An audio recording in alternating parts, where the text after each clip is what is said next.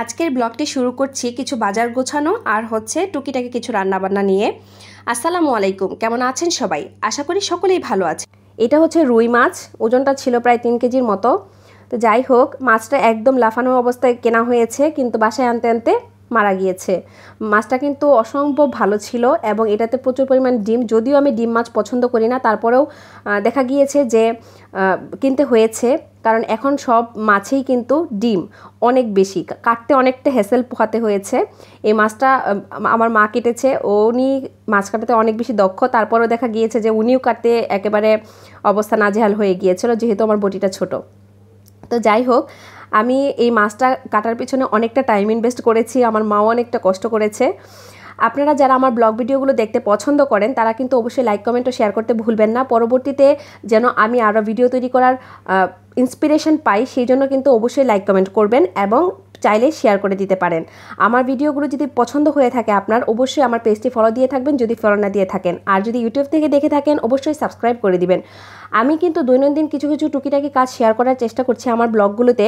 আর সাথে ছিল পাবদা মাছ। পাবদা মাছটা যেহেতু একটু ছোট সাইজের, তো আমি কিন্তু কাটাটা দেখাইনি, কারণ পাবদা মাছ ম্যাক্সিমাম টাইমে আমি যেভাবে কাটি সেভাবে কাটা হয়নি। আমার মা যেহেতু কেটেছে, উনি একটু অন্যভাবে কেটেছে, যখন রান্না করব তখন আপনাদের সাথে শেয়ার করব।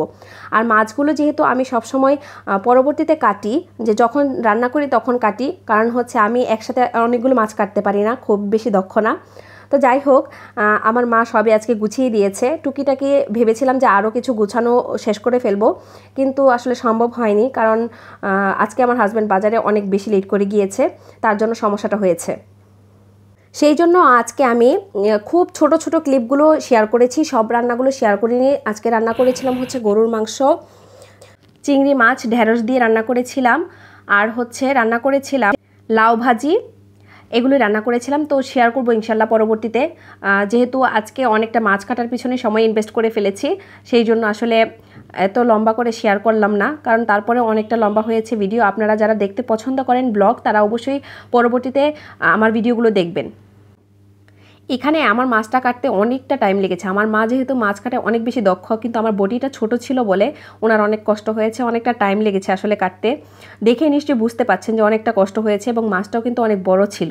তো যাই হোক, আমি কিন্তু ছোট ছোট আকারে কিছু কিছু ভিডিও আপনাদের সাথে শেয়ার করব। যদি আপনারা পছন্দ করে থাকেন কমেন্ট করে জানাবেন যে আমার ব্লগগুলো কেমন হয়, বা এর থেকেও আবার চেঞ্জ করতে হবে কিনা, যে আরও কিছু অ্যাড করতে হবে কিনা, কিভাবে ব্লগগুলো করব, চাইলে কিন্তু আপনারা আমাকে সাজেশন দিতে পারেন। আর যাই হোক, এখানে কিন্তু মাছের পেটে প্রচুর ডিম ছিল, দেখে নিশ্চয়ই বুঝতে পাচ্ছেন মাছটা কাটতে কিন্তু অনেকটা কষ্ট হয়েছে। তো যাই হোক, আমি কিন্তু এখানে আজকে মাছ কাটাটাই বেশি শেয়ার করেছি, কারণ মাছ যেহেতু বাসায় কাটা হয় না, বাজার থেকে সবসময় কেটে নিয়ে আসা হয়, এই জন্য কিন্তু আজকে মাছ কাটাটাই বেশি শেয়ার করেছি। এবং টুকিটাকি কিছু কিছু রান্না শেয়ার করেছি। কলার মোচার বড়া তৈরি করেছিলাম গতকালকে, আপনাদেরকে বলেছিলাম, এটাও শেয়ার করব। খুবই স্বল্প সময়ের মাঝে শেয়ার করার চেষ্টা করব, যাতে করে আপনাদের বোঝারও সুবিধা হয় এবং আপনারা তৈরিও করে খেতে পারেন। এখানে কলার মোচা একদম কুচি কুচি করে কেটে নিয়েছি, যাতে করে বড়াটা খুব বেশি মজা হয়। আর হচ্ছে এখানে আমি কাঁচামরিচ কুচি দিয়েছি, আদা বাটা, রসুন বাটা, পেঁয়াজ বাটা, আর হচ্ছে গুঁড়া মশলা যেগুলো দিয়েছি, মরিচ গুঁড়ো, হলুদ গুঁড়ো, ধনিয়া গুঁড়ো, জিরা গুঁড়ো, এবং হচ্ছে সামান্য পরিমাণে গরম মশলা গুঁড়ো। আর এগুলো কিন্তু সবই সামান্য পরিমাণে ব্যবহার করতে হবে, খুব বেশি পরিমাণে দিলে কিন্তু ভালো লাগবে না। আর হচ্ছে লবণটা অবশ্যই স্বাদমতো ব্যবহার করবেন। আর এখানে ব্যবহার করেছি অনেকটা পরিমাণে চিংড়ি বাটা, যেহেতু ফ্রোজেন করা ছিল তাই কালারটা একটু চেঞ্জ হয়েছে। আর এখানে আমি ব্যবহার করছি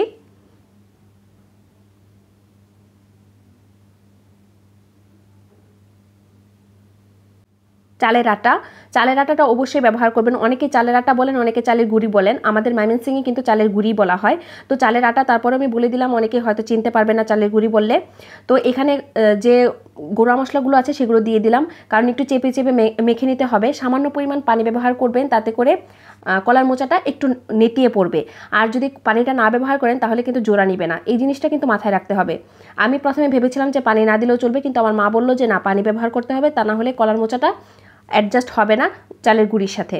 এখানে কিন্তু তেলটা গরম করে তারপর হচ্ছে দিয়ে দিয়েছি। অবশ্যই ডুবো তেলে ভাজবেন, ডুবো তেলে না ভাজলে কিন্তু বড়াগুলো সুন্দর হবে না। আমি পাত্রটা একটু ছোটো নিয়েছি, কিন্তু তারপরে বড়াগুলো কিন্তু খেতে অসম্ভব মজার হয়েছে। এখানে দুইটা টেস্ট পাওয়া গিয়েছে, একটা হচ্ছে কলার মোচার টেস্ট আর একটা হচ্ছে আপনার চিংড়ির টেস্ট। এইভাবে যদি তৈরি করে থাকেন কলার মোচার বড়া, আপনারা অবশ্যই কমেন্ট করে জানাবেন, আর যদি এইভাবে না খেয়ে থাকেন আমাকে জানাবেন। আর এখানে আমি সকালবেলা তৈরি করেছিলাম, মা যে পিঠা নিয়ে আসছিলো ওই পিঠাগুলো ভেজে খেয়েছি আমরা আর কি, মেরা পিঠা। এটা আমরা হচ্ছে পেঁয়াজ আর কাঁচামরিচ দিয়ে হালকা লবণ ছিটা দিই, কারণ লবণ ছিটাটা না দিলে না পরবর্তীতে ভাজলে যে একটু টেস্টটা কমে যায় আমার কাছে মনে হয়, এই জন্য লবণ ছিটাটা দিই। আর পেঁয়াজটা দিয়ে আমি পরে, অনেকেই পেঁয়াজটা আগে ভেজে তারপর হচ্ছে পিঠাটা বাজে, কিন্তু আমি পেঁয়াজটা পরে দিই। তার কারণ হচ্ছে অনেক সময় দেখা যায় কি যে একটু চুলা হিট বেশি থাকলে পেঁয়াজগুলো পুড়ে যায়, বেরেস্তা বেরেস্তা ভাব হয় না, সেই জন্য কিন্তু আমি আগে ব্যবহার করিনি, পরে ব্যবহার করেছি। আর এই মেরা পিঠাটা এভাবে তৈরি করে খেলে, মানে ভেজে যদি খান এভাবে, তাহলে কিন্তু অসাধারণ লাগে। আর অনেকে হচ্ছে মাটির চুলায় পুড়িয়ে খান, সেভাবেও খেতে পারেন। আর এখানে আমি কিন্তু এই প্যানে গতকালকে বেগুনের বড়া রেসিপিটা দিয়েছিলাম না, সেই প্যানেই কিন্তু তেল ছিল, সেই তেলে আমি হচ্ছে শাকভাজিটা বসিয়ে দিয়েছিলাম আর একটু তেল অ্যাড করে। আমি কিন্তু কড়াইটা পরিষ্কার করিনি, তার কারণ হচ্ছে আমার কাছে মনে হয়েছে তেলটা না ফেলে দেওয়া বেটার, কারণ তেলটা খুব একটা পুড়ে যায়নি, সেই জন্য বলে দিলাম। এখানে পুঁইশাক ভাজি করে নিচ্ছি। পুঁইশাক ভাজিটা আগে ভাপিয়ে রেখেছিলাম সামান্য লবণ দিয়ে, এবং পেঁয়াজ রসুন এবং কাঁচামরিচের ফোড়ন দিয়ে এখানে কিন্তু পুঁইশাক ভাজিটা করে নিচ্ছি। কারণ হচ্ছে পুঁইশাক ভাজিটা বা যে কোনো রকম শাক আপনি ভাজি করেন, সেখানে কিন্তু পানিটা শুকানো খুব বেশি ইম্পর্টেন্ট, আর খুব বেশি ভাপাবেন না, ভাপাইলে কিন্তু কালারটা চেঞ্জ হয়ে যায়। আজকের ব্লগটা কেমন লেগেছে অবশ্যই জানাবেন, এবং পরবর্তীতে আমি কিভাবে ব্লগ তৈরি করব সেটাও কিন্তু জানাতে পারেন।